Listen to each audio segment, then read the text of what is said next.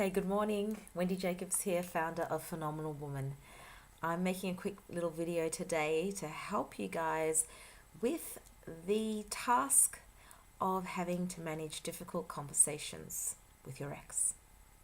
Okay, so after a breakup, oftentimes there are many conversations that you're going to need to have, and some of them can be quite challenging. They can be around finances, living arrangements, children, the division of property and assets, and all sorts of things. And of course, at the same time, you may still be going through a lot of hurt, a lot of anger, a lot of emotions that are just not serving this process very well.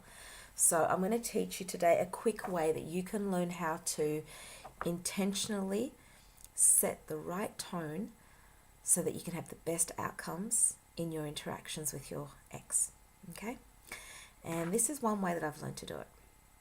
So before having a conversation or an interaction with your ex, what you need to do is think about the emotional outcome that you would ideally like to experience as a result of this conversation.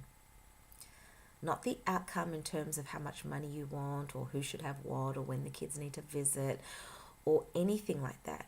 I want you only to focus on what the emotional outcome is.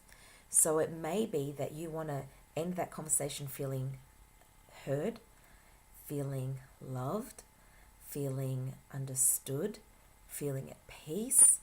I want you to think about what is the emotion that you want to experience, not just at the end, but actually throughout this conversation.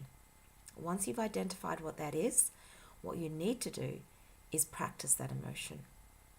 You need to know how to intentionally elicit that emotion within yourself first.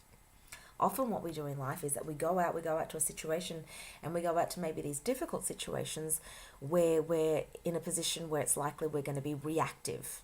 We are going to react to what happens, to what is said, to what the outcome is, and that emotion that we experience is going to be the quality of that interaction that we just had.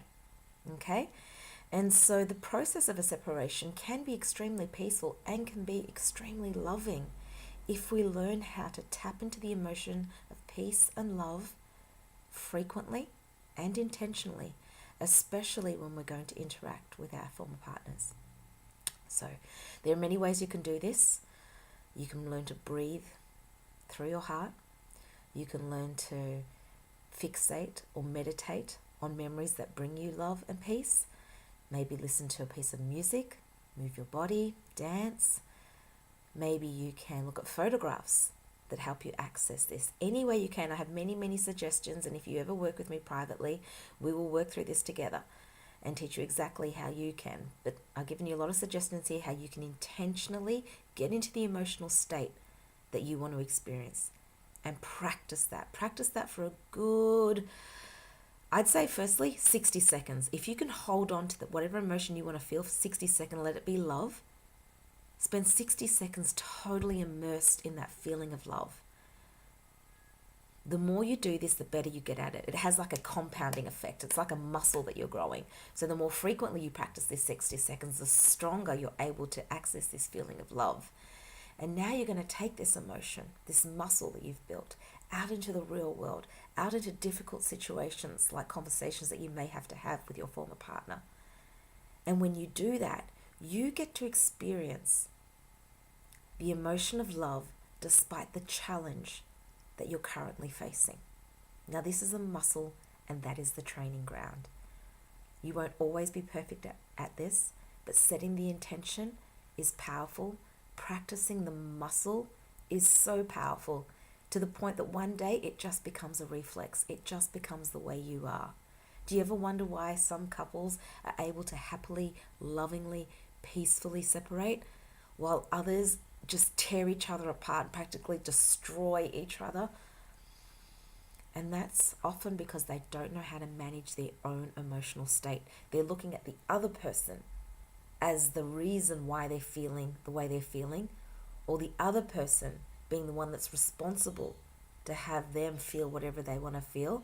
The truth is, whatever challenges you're facing, you're the only one that's responsible for how you respond.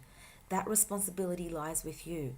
Not always easy to accept, but the absolute truth and so empowering, because now it gives you the opportunity to take back your power, to build the muscle, and to have accountability for how you respond, whether it's good, bad, indifferent, whatever it is. You can then look back on and go, okay, this is how I responded, and how else can I better respond in the future? What do I need to learn? What do I need to do? What do I need to practice? So what I want you to take away from this brief message today is that you have full power to experience whatever emotions you want to experience in your breakup, but it's a muscle that you need to learn to build and work on every day. And you do that by spending time in that emotion, by spending time in that vibration, by radiating that so strongly till it just becomes who you are.